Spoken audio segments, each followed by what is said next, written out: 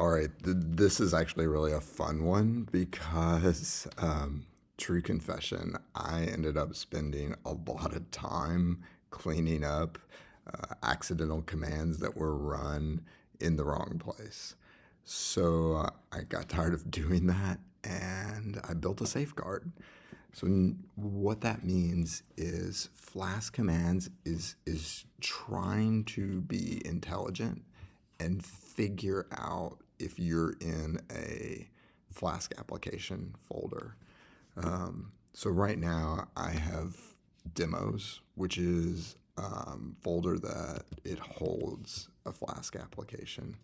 So if I try to run Flask and then a command like make view recipes.index, and then maybe I do some route controller model, something like this.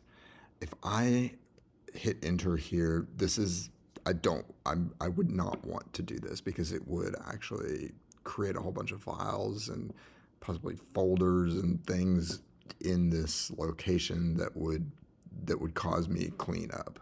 So it just warns you. You are currently not in a Flask project, and so no files were created. Nothing happened. It's just a safeguard. As soon as I cd into my project and then run that command, then everything's fine. If I'm in my project and I go even deeper, like let's cd into app and now try to run that command, I'm still going to get that warning. So what Flask-Commands is doing, the guardrails, is it's looking to see if where you're running it has a folder called app and has a file called run.py.